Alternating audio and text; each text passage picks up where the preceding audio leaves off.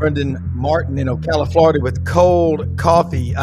Dripping, sweaty cold coffee, which means it's hot outside. Yeah, it'll be 95 here again today and humid, and they are cutting the rice, the beans, the corn 24 hours a day over here. I've never seen anything like it. Look, great show today. We're honored to have a great special guest, Coach Mack Brown from the Cumberland Plateau, Cookeville, Tennessee, and he began that journey. He's coached at a lot of places, and we're going to talk about those stops along the way and his thoughts on college football. What a great, this is going to be fun, folks. I heard him at the Touchdown Club in Memphis a week ago, and I'm with John David Bedour. I've heard over 400 of these speeches, never one like Coach Brown gave from the heart. Frank Duffy in Cancun, Doug Dean from Birmingham, and Brad Bellamy's going to try to check in from Athens later in the show. That would be Athens, Greece. That's right. I like to mess with people. It is the classic city itself. Look, take a picture with your QR code. Take a picture of the QR. Of the QR, not with it. That's right. We haven't figured that one out yet. Exactly. That's advanced. But we're live on Twitter, Facebook, and YouTube. We do it 5 days a week, and this channel's got a bunch of shows. So come in here, follow us. It's your one-stop shop. The best 60 minutes on the SEC and college Hour of power. Hour of power. That's right. So let's go ahead and get started and bring everybody in here. Love the studio. Coach Brown, I love it. Now you're advanced, and you were really comfortable last week at the Touchdown Club talking with Harold Grader. And Frank, I wish we had and these are times, Coach, what you said about college football meant the world.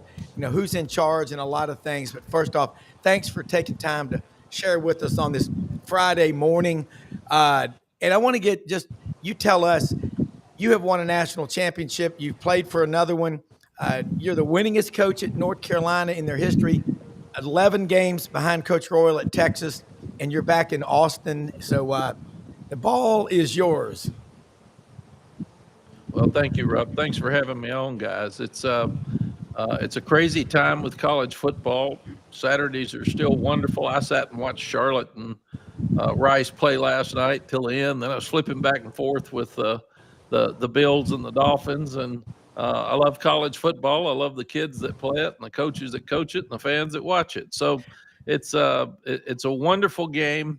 We've gotten off track a little bit, in my opinion. We made some decisions that we didn't understand the consequences. So now the toothpaste is out of the tube a little bit. We got to get it all back in the tube, and that's a hard thing to do. But we've got to make sure that we take care of our great game. We take care of the kids that play it, their families, and the fans. And as long as we do that, we'll get it back. Well, you and your brother Watson, both you're all from Cookeville. I've been there a million times up on near the Caney Fork River. I mean, between Cookeville and Knoxville, I think you cross it 10 times. But you started your career in Memphis, coaching guys like Ernest Gray. I thought the presentation in Memphis when Harold Grader and you were up there talking was really a cool walk through the history of your coaching career. And you're why we love college football. You genuinely love the people that you have coached, the people who've coached with you. And that's, as they say in the country, not nothing. That's Chuck Oliver's saying. I want to give him credit for that over in Atlanta. But I want you to just kind of take us back on where you thought you'd end up when you first started. Well, I can understand not nothing. So that tells you where I'm from, for sure. Right. That just sounds normal to me. Okay. The thing that I was raised in a small town in Cookeville, Tennessee, on a lake. So we grew up with a perfect little family. We were in bed by 10 o'clock. There were only 3 channels on TV, and Mom and Dad told us what we could watch and what we couldn't, and TV was not on when we weren't watching it. Yeah.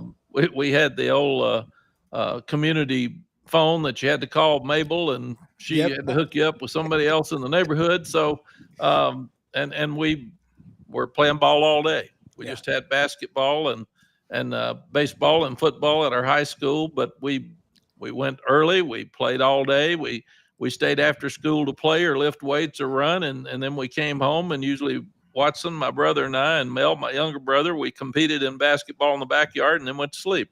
Yeah. So that was just the life we had. We couldn't get in trouble because there wasn't any trouble to have. And a guy was a real hoodlum if he smoked a cigarette. or drank a beer. So that was a real problem. Now those guys weren't going to make it. And my granddad was the winningest coach in Middle Tennessee history. The stadium's named after him, and he was a most wonderful person in my life. And because of him, I wanted to coach. Yeah. So Watson and I were very highly recruited. Watson ended up turning down Alabama and Coach Bryant to go to Vanderbilt because he wanted to be a sports writer, and he loved Fred Russell at that time, and that was the dream of his life. And then I wanted to go to Alabama because of Coach Bryant, because I wanted to coach, and Mom and Dad kind of forced me to go to Vanderbilt. And then I stayed there for a couple of years, and then went to Florida State because of Steve Sloan, because I loved Steve Sloan. He was just he was a special mentor to me, and it was fun to play with him, and then he helped me with the coaching, and then I was I'll never forget, I couldn't afford a ticket to the National Coaches Convention in Washington, D.C., so I drove from Tallahassee, Florida, because I had hurt my knee and I couldn't play my senior year, so I was actually the freshman coach, and I couldn't afford a room, so I stayed on my brother Watson's floor because he was the quarterback coach for Pat Dye at East Carolina. Yep.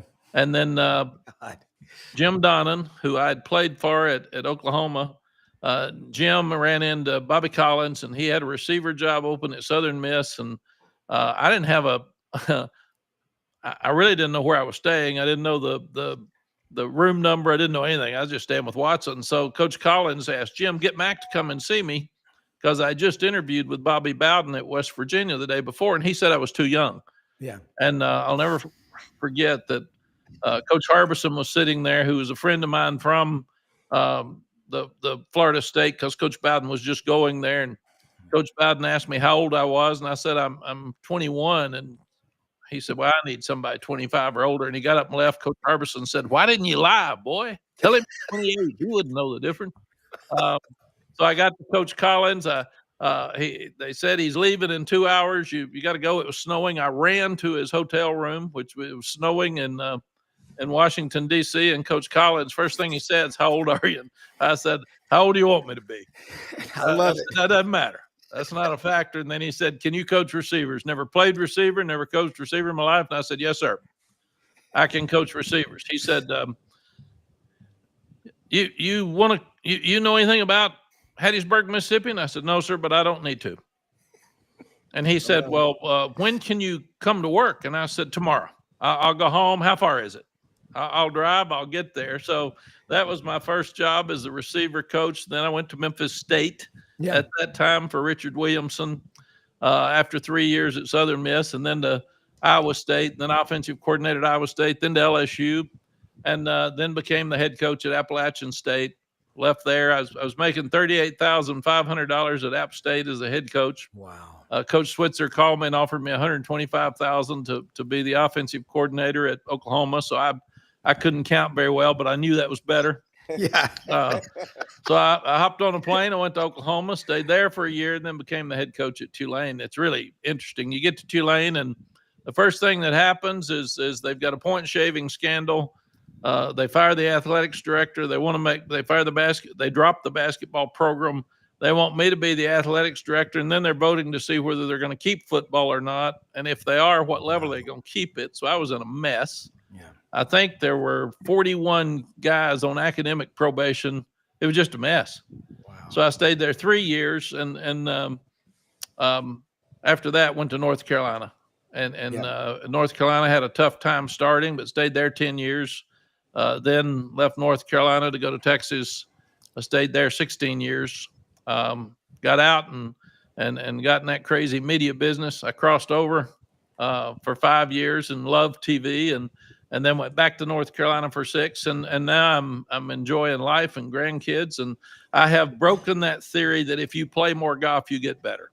Because I'm not. I'm still bad. So it's I still love it, but I'm still bad.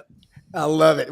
That is and I think it's neat when you say that, because we were talking with John Brady on this show, so he said it on the show.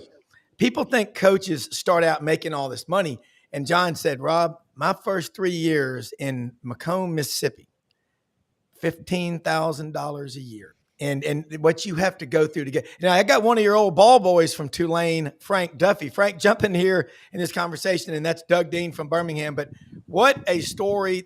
Every young coach in America needs to hear your story because it's very inspiring. By the way, you just compacted what seemed like the Middle Ages into like 2 minutes. Your coaching career is so incredible. I cannot believe it. I wanted to stop you 10 times and say, no, wait, we got to dive down right here. As an LSU guy, yes, I was a Tulane ball boy back in the 70s. And yes, I actually did know one of the guys that was doing the point shaving. I played against him in basketball in high school. That's another story. But I got to go back to when you were the offensive coordinator for my LSU Tigers in 1982, and you trotted out 2 young freshman running backs by the name of Gary James and Dalton Hilliard on an 11 o'clock start in Gainesville, Florida. And all of a sudden we realized, holy mackerel, we got an offense. That offense that you ran as the offensive coordinator in 1982, if my memory is right, was an incredible offense. And to this day, I still say, yes, Herschel was great. Bo Jackson was great. Charlie Alexander was great. But there was nobody that could stop Gary James to that flag when he got that pitch in that I formation down on the 1 or 2 yard line. There was no cornerback that was going to stop him to that flag. So, Coach, as an LSU guy, I have got to hear about what you thought that was like as an offensive coordinator, having that type of talent as a young coach and being able to put them in play in SEC play. That had to be incredible. Well, thank you, Frank. That puts a smile on my face because I go back to they were 4-7. I was the offensive coordinator at Iowa State for Donnie Duncan, and I went to Iowa State because I wanted to be a head coach, and I was dumb enough. I wanted to be a head coach. I didn't care where it was. I didn't know you had to have good players and a good job, and you had to win to stay. I just wanted to go, man. I was ready to be a head coach because I love the fact that Bill Battle and Steve Sloan were head coaches before they were 30. Yeah. So I thought that's what you had to do. Yeah. So I got to LSU. They were 4-7. Alan Risher was the quarterback, but he had a sore shoulder, so we had to handle him. And then Eric Martin was the tailback, and he was a big, tall guy, and we moved him to wide receiver, and he ended up playing in the NFL. Sure did. And then these 2 freshmen, they didn't come then till August. So we didn't know what Gary and Dalton were like, but we knew they were both really good. And I remember our offensive line was just okay. And Nebraska coaches, the whole staff had come down to visit with us in the spring, and they were fun. And of course, they were winning everything. And they go back, and Coach Osborne said, I wanted to go visit Nebraska because I wanted to see how they practice because they had so many players. And Coach Osborne said, I don't know, we might play these guys. And the coaches said, they are so bad. There is no way we will ever play them. They can't win. So I go watch Nebraska. They got 200 players. They got 6 drills going at once. And it's when they had all those walk-ons. And the fullback in the number 5 drill that was running the same plays as the other 5 guys, he was going to move up 3 places. And I'm thinking, this is crazy, man. I've never seen anything like this. Yeah. And then we end up playing Nebraska in the Orange Bowl. And Eric Ellington was off the line of scrimmage, and we have a touchdown pass, get it called back, or we win the game. We lose it 21-20. But I loved LSU. It was so much fun. The passion. It was just an unbelievable year for me, and the real reason that I probably got to keep going and got to be the head coach at North Carolina after that, and then just continued to this day. I've had a fun run. Yeah. Well, Coach, Coach, one last quick thing before we get Doug in here. Coach, I don't know if you were whispered in Jerry Stovall's ear to let Juan Carlos Betanzos go out and kick that field goal when we're going to put that game on ice. But if you didn't, you and I are going to say that's our story, and we're sticking to it. By the way, one of my best friends in life is Lance Smith, a great tackle, All-American tackle from Kannapolis, North Carolina. Yeah. And I told him I was going to be on the show with you, and he said to tell you hello. Lance is wonderful, and his son worked for us at North Carolina. Yep, absolutely. He sure did. That's exactly right. Doug, jump in here with Coach Mack Brown. This is priceless.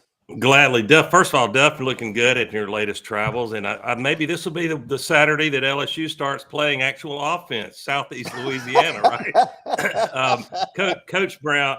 First of all, I'm an Auburn man, but I try to be fair. There's a lot of great programs, and I've been an admirer of yours for many years from a distance. And it's not just because you're a hell of a coach and have won your share, but it's also because you're one of, I guess, I hope I'm wrong, but maybe a dying breed of gentlemen coaches who believe in the game, and it's actually okay to be friendly with rival coaches, except on game day or game week. But I know you're going to like this question because I want to take you back to January 4th, 2006. You might remember that particular date. And I was in, your way around the state of Texas too. I was privileged to be a guest at, of all places, the Kennedy Ranch down near Sarita, Texas. I have a feeling you've stomped those grounds once or twice.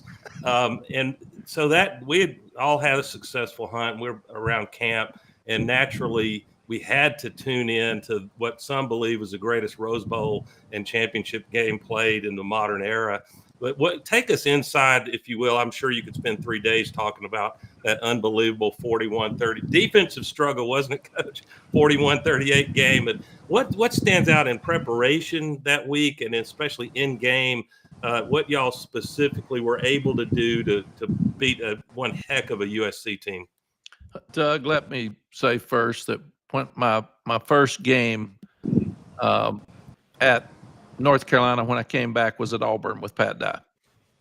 And going into the fourth quarter, and I love Coach Dye, and we were down 33-0. And Coach Dye put in guys, he didn't even know their names. And he let it go back to 33-21. And after the game, I said, Coach, that was so nice of you. Thank you, man. We're struggling. He said, you know what? You're really bad. He said, no, you're going to have a really bad year because you got bad players. And I said, thank you, Coach. But I just loved him so much. But the national championship game was really interesting. We'd beaten Michigan the year before in the Rose Bowl. And Vince Young, our quarterback, stands in the middle of the stadium after the game and says, we'll be back. In fact, he'll say, we'll be back. And I said, what are you doing? He said, national championship game's back here next year, Coach. We've got to be in it. We're second this year with Michigan. We got to win the national championship or this doesn't work. And that started that night. And then all spring we were working on USC was number 1. We were number 2. And they had a Heisman Trophy winner in Matt Leinart, and we had Vince Young. They had Reggie Bush, and one of those two was probably going to win the Heisman the next year. Yeah. But it was interesting. We go to Columbus, kind of like Texas did this year, and we win 25-22, and that was hard. It was a night game. We couldn't even hear. They were crazy at Ohio State. And I think that was probably the other team that if they had beaten us that night with a BCS, you lose, you're out. Now you lose, you win your conference, you can get back in the playoffs. So it's changed so much. So we beat them. Then we hadn't beaten Oklahoma in a while. We beat them 45-14, I think, or 45-12, something like that. So I knew then we were good. I knew we were probably going to play for the national championship. So we did something, Doug, I'd never even thought about doing before. My wife came home with a Rose Bowl T-shirt on after the Oklahoma game. I said, are you kidding me? So obviously we've quit thinking about any of these other games. So what we did is we started having our stats against the team we were going to play every Sunday. And then we would compare our stats with USC because we knew that was going to be the team that we had to beat to win the national championship. Wow. Harvey Pinnick had taken a slogan, take dead aim. And we took it from him, and we were taking dead aim at USC. Nothing else. And you're not supposed to do that. Don't look ahead. Well, we did. We did. Broke all the rules on that, Coach. We thought that was the only way it was going to work, is that let's be honest with the guys. It is what it is. But you beat Oklahoma State, but you didn't beat USC today. You didn't win the national championship. So we had 4 turnovers. They had 2. They outrushed us. And that was what we did that entire year. And then it was really interesting. We were undefeated. We'd beaten Kansas, I think, 66-14. We're getting ready to play a 4-7 Texas A&M team at A&M. And I played for Bill Parcells at Florida State. Coach Parcells was the head coach of the Cowboys. He calls me and said, "Man, are you in trouble?" And I said, "Coach, we're undefeated, man. We just beat Kansas." He said, "That's what I mean. You haven't even thought about A&M, and this is their national championship game. That you're not going to see the A&M team that everybody else has seen, man. You better you are." And that's where the fat rat eating the cheese came in. He said, "You're like a fat rat eating cheese, poison cheese." And he said, "You're about to get beat." And he said, "I hate it, but it's just you've gotten so full of yourself." So I got scared. I ran downstairs. I got the equipment manager. I said, "Let's hang cheese from every locker. Let's put his quote up there about the fat rat." And we did. And at halftime against A&M, we're down 29-24. And I walked into the locker room. I told the players, I said, "Well, Coach Parcells was right. We didn't eat enough cheese to die, the poison cheese to die, but we ate enough to be sick. So we've stunk. Let's go out. We're going to win the game." Well, we won the game 40-29, but that's the day that Vince Young lost the Heisman Trophy because Reggie Bush went off against Fresno, and the voting was right after that. So that really, really hurt us. So then after Vince loses the Heisman to Reggie, Vince calls the team that's in our team room at home from New York and said, "Okay, boys, game on." So I knew that was a good sign. And then we had great practices, and we got right down to the game, and everybody's uptight. And it's really interesting, Doug. You're playing for a national championship. You hadn't won one in 35 years at Texas. What do you tell your team? What do you tell your staff? They're all uptight. Man, this is really important. I mean, you don't get another shot at this. So I was trying to figure out what to say, and we moved them from the hotel because it was crazy and there was too many fans, and we couldn't get up and down the elevators. We couldn't get up and down the steps. People wanting pictures and autographs, so we moved to Burbank. We were in a hotel that was secluded. Nobody knew where we were. I didn't know where we were. And so the pregame talk, I'm sitting there looking at the guys, and I'm saying, "Thank you, man. This is really cool. I really appreciate you getting us here. This is fun. Not many people get to experience this. And you're one of the two best teams in the country." And I said, "How many of you have ever watched the show Jerry Springer?" And every one of them threw their hands up. And I said, "Well, let me help you with something. I'm going to help you win this game tonight, but I'm also going to help you for the rest of your life. If your wife or your girlfriend ever asks you to go on Jerry Springer, man, don't go. Don't go, because it ain't good, brother. It's a problem." Well, they all started dying laughing, and I said, "That's right. We didn't come here to get uptight. We came here to have fun. We came here to be us. We're good enough to win the game being us. We don't have to be anybody else.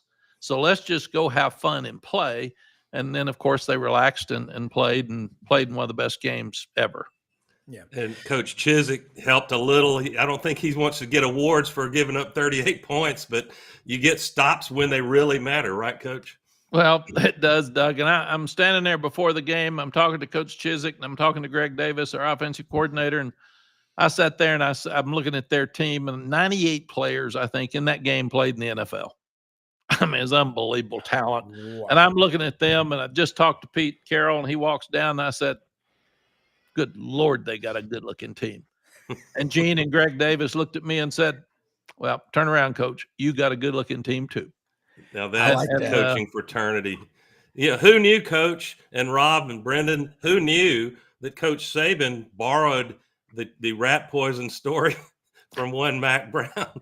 Yeah. And it's if for any viewers aspiring up and coming would-be coaches or existing coaches, that kind of stuff, what Parcells did, what you did, Coach, you knew that what your team needed in the most difficult, high-pressure moment was actually to relax and not care so much about the result and just go be themselves. Yeah, Doug, I worry about young coaches because they have to scream and cuss and shout and make everybody think they're tough and make everybody think they got this thing. And I was always considered a player's coach, and if people didn't like me, they said I was too soft and too easy on players, and we weren't. We're really, really hard on them and disciplined. But there's that special thing that you've got to tell them at the time. And we always said, when they're down, pick them up, man. Pick them up. Yeah. When we were in trouble on the sideline, I was always clapping and screaming, and everybody saying, "What's wrong with that idiot? He doesn't realize we're behind." And then when you're way ahead, sometimes you got to put your thumb on them. and really get after them. But when they're uptight, you got to loosen them up. Yeah. And Coach, that's that really punctuating that great die story when you brought your team that you were building. Die was not building. I think maybe that was 1988. And that was one hell of an Auburn football team that if Duffy were still on, he'd talk about the earthquake game in Baton Rouge that cost Auburn a shot at Notre Dame. Ooh. But I think at the very end of that, Coach Dye also said to you, I wanted to pick your team up a little bit and give them some hope the rest of the season. Golly, that's the coaching fraternity. You just wouldn't see that much these days, would you? No, Doug, and that's tougher. I asked Coach one time. I had him when I became the head coach at Tulane. I asked him to come and speak at our clinic. He was just being so nice. He didn't want to come speak at our clinic. I don't even think I paid him. And when he got there, I said, Coach, what would you tell me as a young head coach? And he said, oh, don't play potential, because that means he ain't done it yet. Probably ain't going to do it. He said, you got to win the game, but that point spread's important too, because them old boys betting on that game in the South.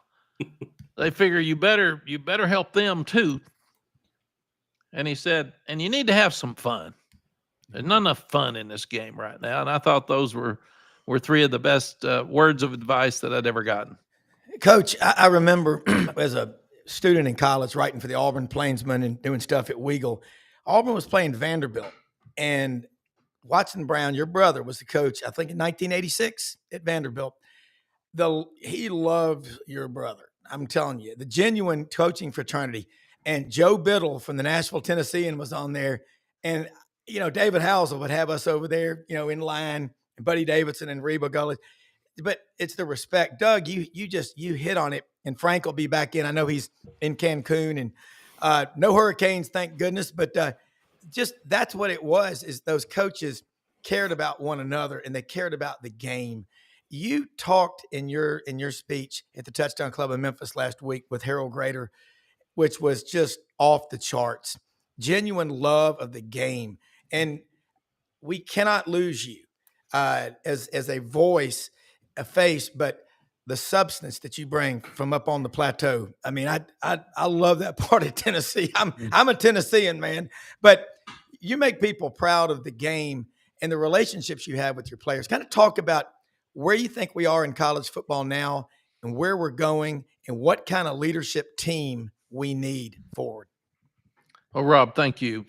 You and Doug both for those comments. And the game is really important to me. And I never got into fights with the opposing coach. I thought he's doing the same thing I'm doing. Yeah. He's trying to help kids. He's playing football. Why in the heck would I say he's an idiot? And he's good. So everybody wants you to say, I hate A&M. I hate them. Well, R.C. Slocum's one of my best friends. Yeah. So, and I had trouble eating lunch with him when I was out. The Aggies got mad at him for eating with me. So it was just crazy stuff. And right now I'm worried that the structure of the game is such that our coaches aren't happy. They're making more money than ever before, but they've got awful schedules. It's hard to protect your team with tampering and the NIL thing's crazy. We're losing competitive balance because the 12 or 15 that are going to pay all the money are going to have the best players. And they're going to be in the playoffs every year until we change something. And we've always given everybody a chance, and we don't. The group of 5 teams, they're basically feeder systems. Now, the Power 4 conference teams are sitting and looking at their teams, and I thought if somebody plays good last night in Charlotte and Rice, or somebody said, ooh, we need to get on him. So you won't have a guy play good, but not so good you lose him. So you got to take him out in the third quarter and hope they don't see him. So I think what we've got to do is we're not talking about graduation rates anymore. We're talking about APR. With all the transfers, if you transfer once, you've got a 63% chance to graduate. If you transfer twice, probably not. 3-4 times, you're not going to graduate. There's going to be mental health issues because guys are going to make more money in NIL up front than they are at the end because they can't find a job.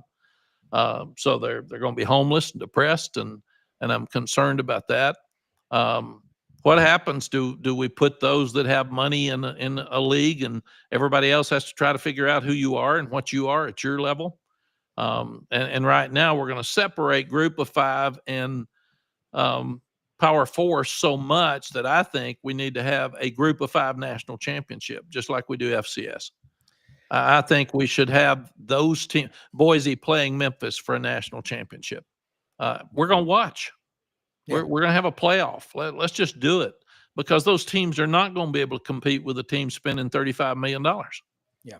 They're just not going to. It's just ridiculous, and it's not fair. So if I'm a group of 5 coach, I want to have a chance, or a player, I want to have a chance to win the Heisman. I want to have a chance to win the Butkus Award, whatever we call it. I want to have a chance to win the national championship. So let me play likes. Let me play against people that I can compete against and do that. And I think, Rob, we've got to get all the parties that matter. And right now, you're talking about Congress, which we've never talked about much. You're talking about NCAA. You're talking about commissioners. You're talking about presidents. You're talking about ADs, the top presidents, the top ADs. I would have some coaches involved, because you got to have some common sense. We're making decisions without common sense, because a lot of the people making the decisions don't live in the practical world with those kids every day, and they don't understand that part of the game. They're smart, but the common sense piece, we're missing some. And then I would get everybody in the room and say, okay, if it's collective bargaining, the NFL has got a really good system. For the first time in my life, the NFL has a better system than college. So let's look at what they've done for their 35 to 50 years and take every piece. They don't get sued. They don't have Congress determining you can't do that. So why? Collective bargaining? What? Player agents? Right now we need to vet agents. Some of these poor kids are giving so much of their money to agents that are just, they're not even credible. So we got to vet the agents. Yeah. We've got to get their percentage from those kids back to where it's fair and decent. We need to get salary caps. So there's a critical time, Rob, in my mind right now, where we need to take this very seriously and look at what's best for the kids, look what's best for the parents, what's best for the fans, what's best for the coaches, what's best for the game. Yeah. And everybody may need to give a little bit. Right now, if I'm one of those halves and I can spend $40 million on NIL, I don't know that I want it to change. I can buy players. So I'm going to tell my congressman, we're good, man. We're good. I remember when I was the president of the AFCA and I was the head coach at Texas, I had to sit there and say, what's best for Texas may not be best for all these other schools. So do I vote as the president for Texas and me, or do I vote for what's best for college football? And right now we got to get people that vote for what's best for college football and the whole and the game. That's right. Coach, there's 2 games on tonight. I'm going to sit and watch every play. Mm-hmm. I'll have multi-screens on if I can. And I don't have a dog in either fight, but I'm going to sit and watch every play, because I love to watch kids compete. And I love to watch coaches coach and see who's making a difference in the game. Yeah, and Frank Duffy hopefully will be back in with the season Cancun. But Frank's on the beach. But I know okay, Frank, jump back in if you got a question. But I want to say too, maybe the worst line in a movie years ago, Gordon Gekko, Michael Douglas, Wall Street. You need a friend, get a dog. These tough guys talk all this talk. You know what? At the end of the day, you're all going to stand tall before the man. He's going to say, "What'd you do in your life to help other people?"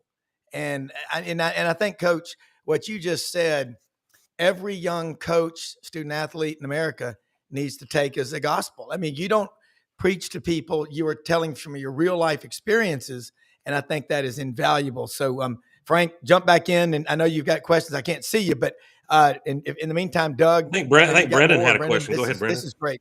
Oh, yeah. Sorry. Rob, we don't see, if you're not seeing anything, let me know on your screen. Doug's not in, Doug's in and I'm in, and Frank is still not in. Frank may be on the beach. He might have Frank's done, out just Rob, so you couldn't. I don't know. Did you know he's in Cancun, Rob? Because I think he's done. Coach, I was talking to Urban Meyer. We have him on this network about every other week. My father's buddy Martin's a sports writer for many years. And, I've worked in the industry now for 40 years from broadcasting perspective. So, I've seen my own lens from the media perspective, talking to Urban about coaching 2 days ago. and coaching in today's world and recruiting, and how he talks to current coaches now. And he says, we don't have to go into living rooms anymore. He said, he goes, how many times I wanted to not go into the third living room, and I had a King Air outside, and I had a helicopter, and I had things to take me home, and I still didn't want to go do it, but we had to go do it. He said, but that was the part of the connection to the players that they would have when they came in. They knew mom and dad, they knew the living room. He says, now it's just how much, this whole part of this is sort of gutted. And then we had the conversation extended further. I said, well, what happens when enrollment starts dropping? What happens when students aren't there anymore? What happens when we stop emphasizing academia and creating better human beings? Is this one part, say football, say athletics, a part of a bigger conversation?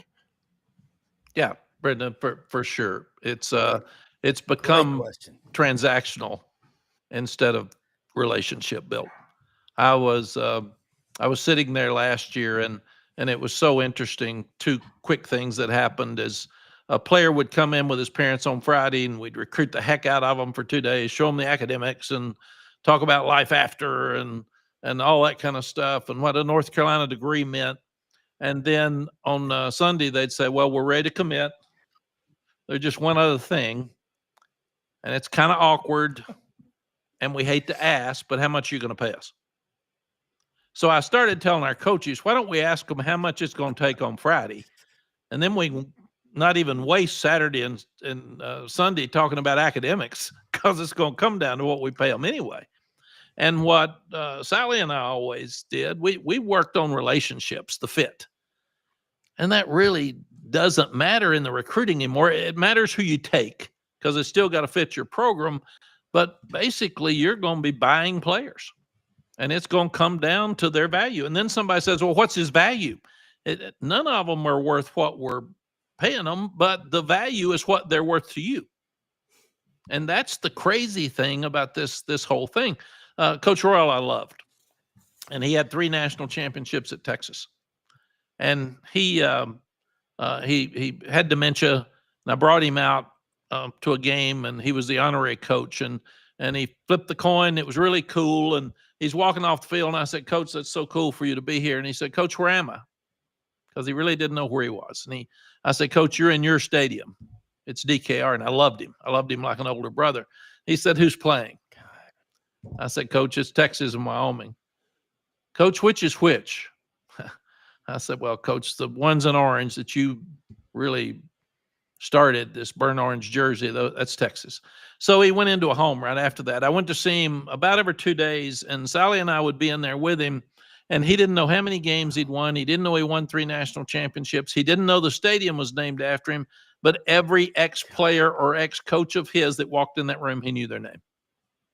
And that told me right there, we can't lose the relationship and the value of relationships. This is the 20th year of the national championship team. Those guys are so close. They all know each other. They all lean on each other, and we're losing that. When you get 70 new players coming in at Colorado, or North Carolina's got 70 new players, you get 70 new players, these guys aren't going to know each other.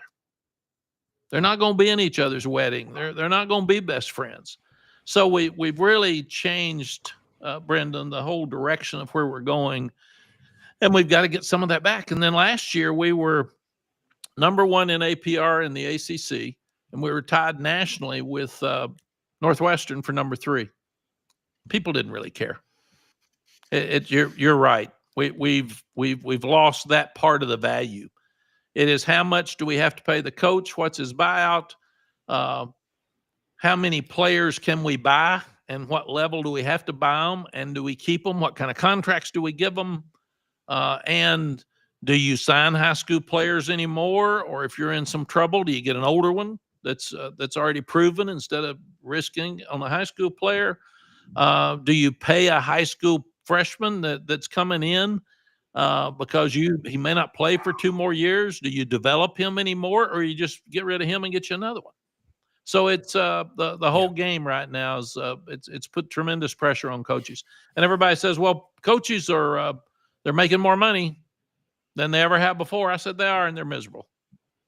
And like I said, you go to the grave with your relationships, not your trophies, not your money. It's your family and your relationships, and that's what you got. Frank? Well, first of all, Coach, I've been here in the green room. I think it was a tariff-related issue of why I could not get back on with the internet. So I'm going to have to take that up with the Mexican government shortly. But it's interesting that you've been talking about relationships, because that was going to be my main question for you today. You have obviously had some very high-profile moves from one, coaching program to another. You went from Tulane to North Carolina, which broke the heart of many of my friends in New Orleans. Then, of course, from North Carolina to Texas. Speak to how difficult that is for a coach and his coaching staff that have built these relationships with a university or with a community when you do leave. It's got to be incredibly difficult. And there's not a person out there in business or that's an employee that doesn't want to make a better move for them and their family. And that's totally understandable. But how difficult or how sensitive is that, Coach, when you make that move, when you don't want to hurt the people that you're leaving from, but you do have to go to that next place because it's the best decision? Frank, it's a great question. It's awful. Yeah. It's absolutely awful, because you buy in and you're loyal, and you tell these kids to come. And North Carolina at that time was a better situation for me than Tulane, and I was trying to do it right. And I told the team and the administration before our bowl game, our Independence Bowl, and we just finally gone to a bowl after 10 years again, and everybody got mad at me. Yeah. I mean, I guess I should have lied and not said anything, waited till after the game, then slipped out the next day. But I was trying to do it right. Yeah. There's no way to leave right. I don't think. You just be honest and you just tell the truth. And then when I left North Carolina for Texas, it was a 7-year contract. I had one left or two on my contract. It was about 5 times as much money. And everybody got mad at me and said I was a traitor and I was disloyal and how awful of me to do that and leave. So it's very, very difficult for coaches. And I thought the other day, we've already had 2 major coaches fired. Now agents are talking to the current coaches that have their own team. And these poor souls, after 3 weeks, are having to answer, well, I'm happy where I am. And if they lose 4 games and their fan base wants them fired, they may want that job at the end of the year, because it's just different. And the problem you've got, if your job is not as good as the one you take, if you stay, they're going to fire you. So they're getting mad at you for leaving, but they're going to get mad at you for losing. It's a lose-lose. I love what I see and know of John Summerall at Tulane.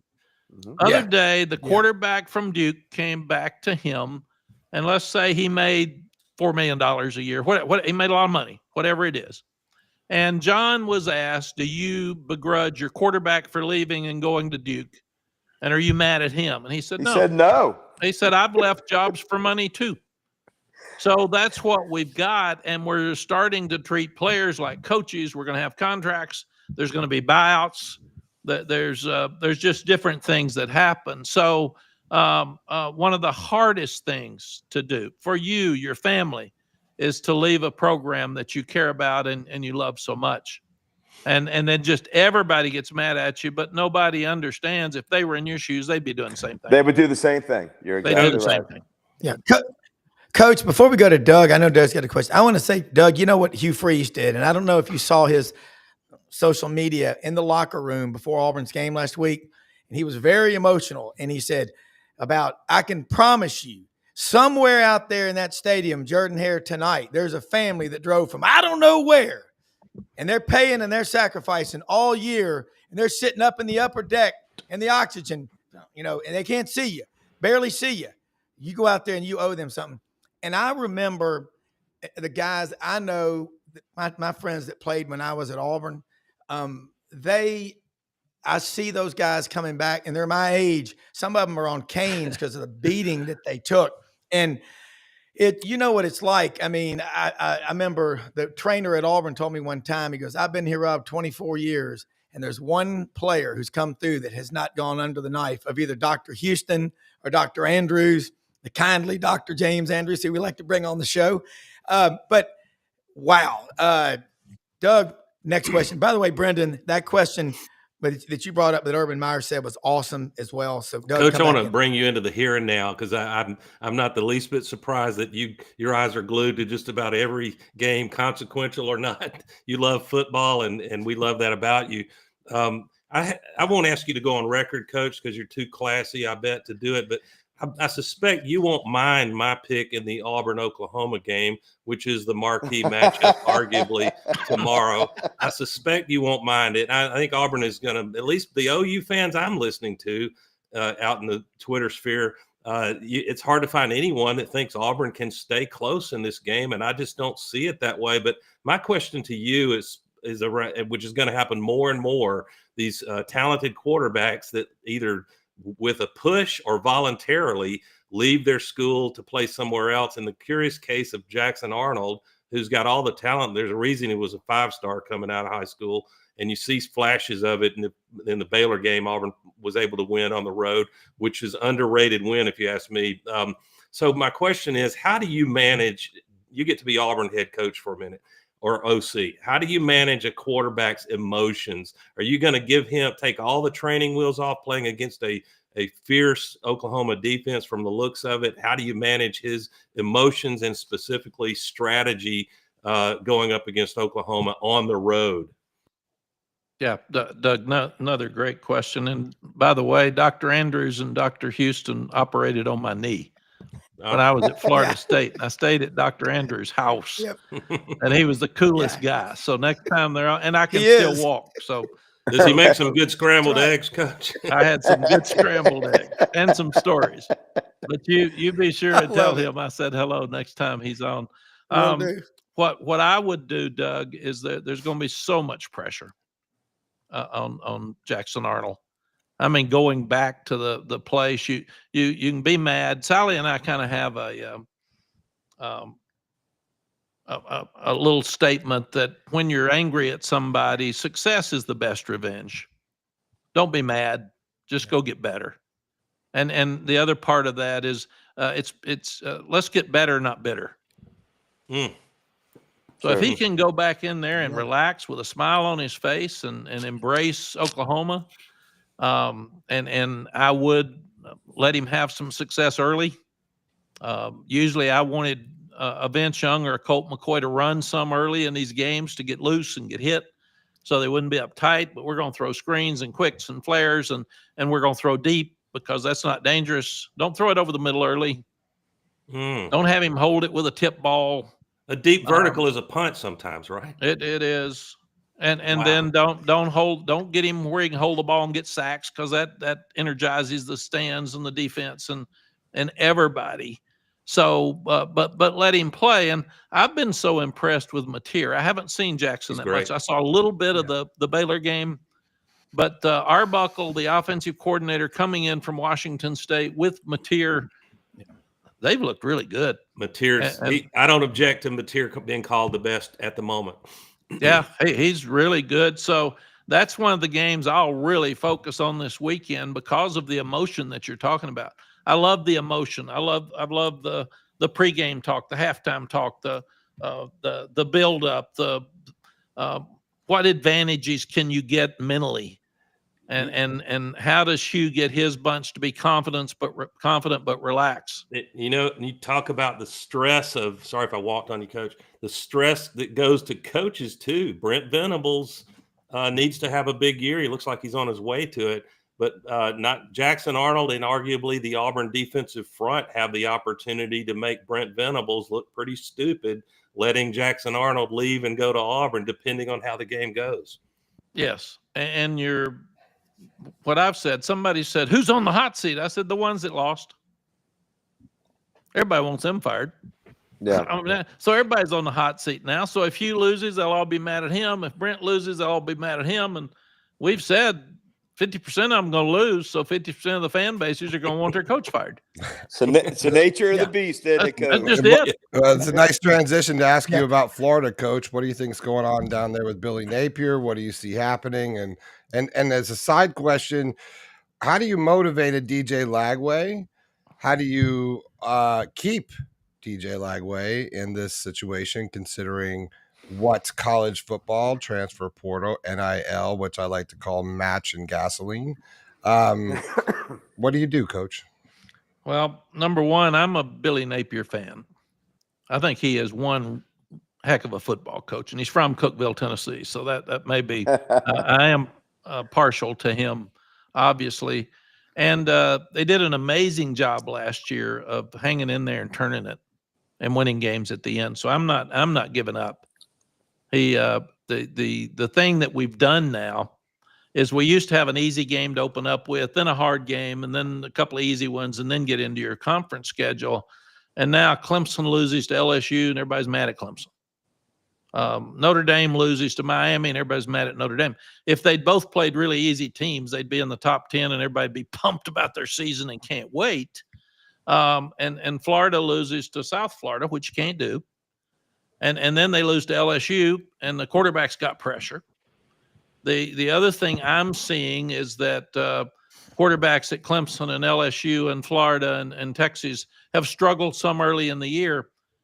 This hype now is really putting pressure. NIL's putting pressure on these kids. Yep. And it's making it really, really difficult. So everybody's got to help them get relaxed. Go play. It gets that we're treating them like professional football players, and they're 20 years old. Yeah. So they're Coach, not professional football players. Coach, you're going to love this question since you played there. I only sparingly read the book of Revelations because it's scary. But when I hear my good Bama friends, and Auburn is no different, say we dread playing Vanderbilt this year, I say the apocalypse must be near, Coach. What in the hell is going on at Vanderbilt? It's got to be more than, and you got to give the head coach a lot of credit, but you also have Diego Pavia is a force of nature. What are you seeing with this Vanderbilt team who just put Shane Beamer on the hot seat? Yes, it's funny. We have a podcast with Vince Young called The Stampede, and the other day they were talking about Vanderbilt, and I just broke into dynamite, when Vandy starts to fight, up the field with blood to yield. When Vandy starts to fight. Go. Because we've never been able to sing that before. You only sung it when you scored. It wasn't something everybody knew like Rocky Top for sure. Yeah. You got to have a quarterback. Clark's a great defensive coach. We played against him at North Carolina when he was at Notre Dame as a defensive coordinator, and he was with Mike Elko. I think they've gotten a good commitment from NIL money, and they've spent it right. He brought in Jerry Kill. Kill is dead. To help him, and Jerry's he gets it. He knows it. But the quarterback's confident. They can run the ball. They can take the air out of the ball, and you look around and you're letting them hang in there in the fourth quarter, and then the pressure's on you because you can't have Vanderbilt beat you. What they did to Virginia Tech in the second half was unbelievable. Wow. Outscored them 38-0, and maybe 391 yards to 19 or something. Yeah, that was no fluke. No, that was no fluke. Like 7 possessions when you play Vandy. Yeah, no, it's nearly like the old academies where you look up. I remember when I was at Texas and Ken Hatfield was at Rice. You had to be careful because he was going to go for 4th and 1 at the -20. Because if he could keep the ball, that was his game, and those stats were critical at the end. So I think that's what Vanderbilt's doing, and they've got so much confidence now that they're a team that you've got to watch for sure. Coach Brown, being a Tennessee native, my friend Norman Jetmanson down in Birmingham about 3 years ago wrote a book, Unrivaled, about Sewanee, 1899. You've been up on the mountain. You've been to Monteagle. That's a cool story, along with having you come address a team about the love of the game and the value of relationships. I think that watching the video, it's a 90-minute, it's on public TV, it's on Delta Airlines on the flights now. That people ought to watch that to see the sacrifices. And by the way, Clark Lee is related to one of the coaches on this team, and it's a great story. Coach, there's so many great questions and points that you've made, and I agree with this one. Super Chat 5, with you being from Cookeville, Tennessee, and coaching at Texas, which is the real UT, and do you wish that Tennessee and Texas did a home and home? I love that one. That is TriStar. The oranges clash, so that's a problem. They don't look good together. So it definitely would have to be white with some orange trim with one of the other. I remember, I think Texas and Tennessee played in the Cotton Bowl, and it was a great game many years ago when Coach Royal was coaching. It's going to Vanderbilt and coaching at Texas. You have to think that for me, I live in Austin. Yeah. So if I didn't say the real UT was in Austin, I would get poisoned. That's right. Well, and another friend of mine, Dave Cody, is watching right now, a longtime sports anchor. I first met Dave back in college. He was at Channel 13 in Memphis. And, man, he is a fan of yours. And I think Philip Marshall wrote a great article when Gene Chizik was at Texas those 2 years about what it was like being Mack Brown. Kind of tell us all, how cool is it? There's a cool factor being the head football coach at the University of Texas. And by the way, have you ever had your picture taken in front of Tex at the 70-foot Longhorn at the State Fair? Howdy, folks. Come on in here. But it lasts 6 months. You got to love it. Yeah, Rob, I haven't done that, and I probably should, but I don't know how they take it. He's so tall, they'd have to feel on your feet, I guess, and look up. When I was at the fairgrounds getting ready to play OU, I wasn't thinking about a picture with Big Tex. That was I got you. That was one of the other things that probably later, but Coach Royal probably put it best, and I just loved him. He took complicated things and made it simple. Yeah, which I love. Oh.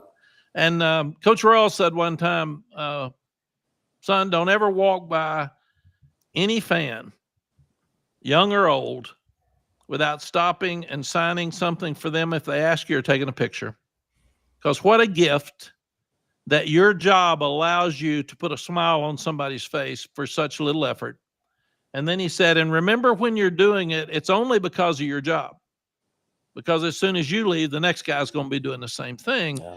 And I really thought about that, and that is so true. So I would never walk by anybody without stopping. It gets to be a problem sometimes because you got schedules you got to meet and all this, and but you want to put a smile on people's face, and whether it's an elderly person that just wants that picture for, and it's not you. Again, it's the position that you hold, and as long as you understand that. I've seen a lot of coaches change when they made a lot of money and won games, and I really don't like it.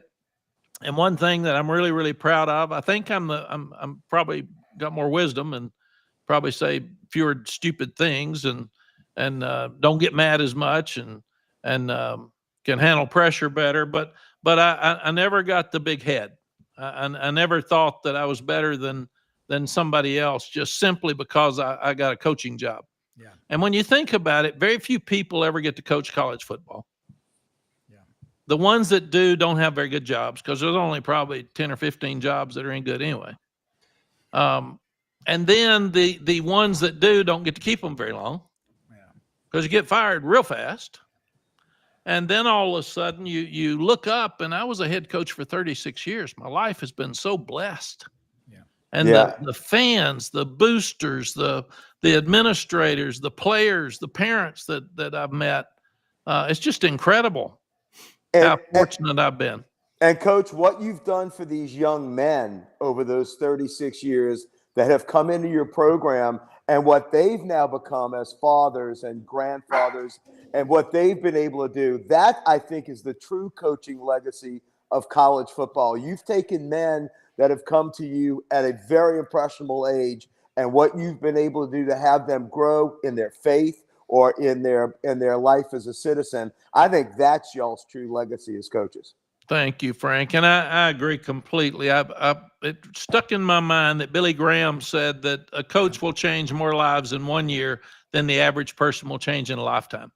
Yeah. And you've got to be really, really careful as a coach, because when you say something to a young person, he's going to listen. At 74 years old, I got players that played for me that are, they're 50 years old. Sure. 53. Yeah. I used to say it's a 40-year decision, not 40. Now I got to say it's a 50-year decision. I'm outliving it, and they are too. But they'll come up and say, remember when you said this to me when I was a sophomore? Yeah. Yeah. Remember when you yelled at me because I was smoking dope? Coach, I was in trouble, man. You helped me. Remember when you went to my dad's funeral and picked me up because I was down so far? Wow. Those are things that you remember as a coach, and that's what your legacy will be. Yeah. Coach, I love what Darryl Royal said about never pass a fan without greeting them, signing something, because we've all heard the saying, never meet your heroes, right? You might be disappointed if they're not nice and cordial like that. I wanted to say that what coaches are being paid now, Coach Brown, my offer stands to coach Clemson for 1 year and get a Jimmy Sexton buyout. The Jimmy Sexton buyout opportunity is there. I've never coached a game in my life, but if they're thinking about running Dabo off, then they probably deserve what they get, and they're not alone. But Coach, I just wanted to say, I know I speak for everyone viewing it, including this august body this morning. We need more Mack Browns in college football coaching. You're a class act coach.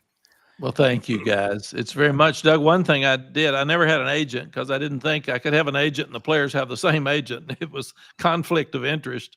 And then, so therefore, I never had buyouts. So I wasn't smart enough. And Sally and I did say we never wanted to get paid for losing. Yeah. You want to get paid for winning. And that just made sense to me. Now, it wasn't near as smart as these guys that get a $50 million buyout because they're on the beach with Frank. Yeah. Hey, I saw Coach Ogeron ordering Bloody Marys. There you go. 2 minutes ago. Yeah. Well, Point being made. we had Urban Meyer the other day, not to keep bringing that up, but we talked about a lot of these similar things, and he said, "Look, these paydays for coaches are gone because we got to pay players now." He says the $54 million contracts are gone. Yeah. He said because they can't afford it. It's not sustainable. Yeah. So they're going to have to start knocking these coaching staffs down. We're going to see a leaner staff, rely more on technology, AI. These kinds of things are going to matter. I think you're going to find out who really loves the game, Coach. And again, I know we thank you for staying. Thank you more than you know for sharing your time with us. That's a big deal, and that is the most important thing. I listen to those 28-minute. They're all over YouTube. Billy Graham sermons. I went up there one time to the Cove and to the gate and looked in there and drove on. We were going up to the YMCA deal up there at Mount Mitchell, Black Mountain. But you think about what he said. He didn't preach to people. He just read from the good book. And Coach, man, how do people follow you and listen to your podcast? Because again, I will go back and watch this. I watch it like a coach doing tape. Where can I do better? I have the best executive producer, the best team. We have the best viewers. We're blessed. But to have you on here, we got to do it again. But this is what we love about the game. And I think you restored the faith in a lot of people that are watching. But I want people to know how to watch you and how we can help you grow your brand, because you're certainly helping us. And any retweet or anything you do, we're most grateful. Well, thank you, Rob. Number one, fans, don't give up. Let's college football needs you more than ever before, because we all need to hang in there. These kids are great. People get mad at me when I say these kids didn't ask for money.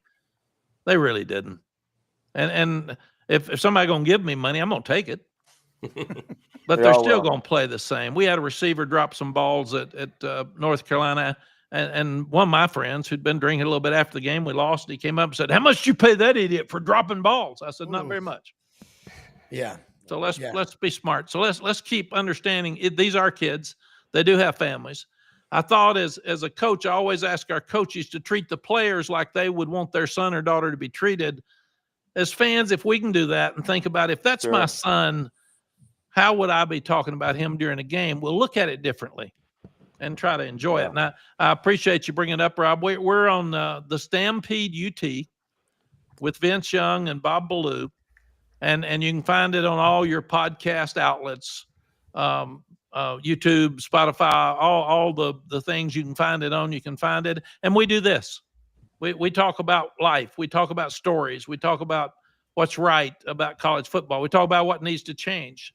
And it's really interesting just to look at the Lagways and the Kublicks and the Arch Mannings and Nessmeyer and the problems that some of these so highly recruited or highly talked about guys have got so much pressure on them. They got to relax and they got to play. So it's a different world out there right now, but we as fans need to embrace these kids It's funny.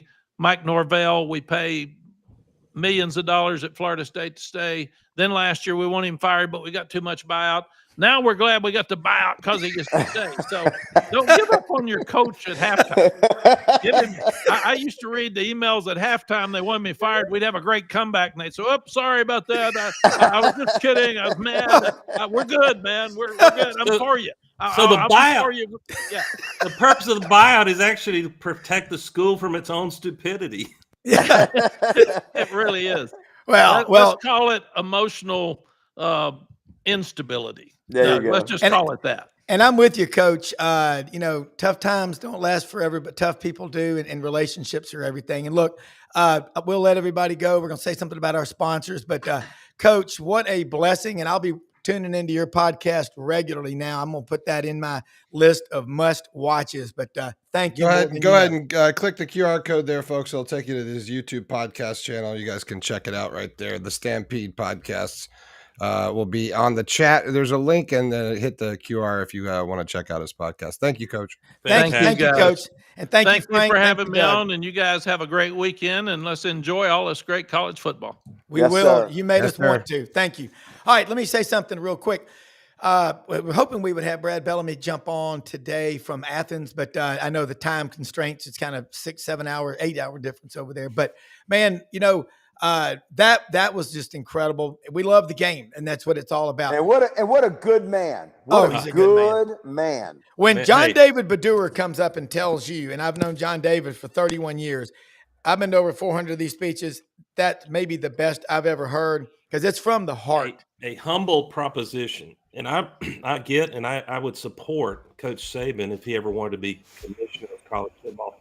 I propose co-commissioners Saban and Mack Brown. Yeah. I agree with you. Hey, most often we see the face of Christ in the least among us. Let that resonate in your head. We got great people watching, great team here. All of our sponsors, Landers Ford, Hewlett and Dunn, Rumble Boxing, Lights Out Gummies. The QR codes are up here. Have a great weekend, everybody. We'll see you Monday. Love Boomer Sooner. Boomer Sooner. Woo, it's going to be wild. By the way, Gators win 28-24 in a nail biter. I think Florida's going to give them hell. I really do. Yeah, you watch and see. Bounce. Yeah, everybody's counting them out. That's when you better watch out. All right. Pride. Okay. Good night, John. See you, gents.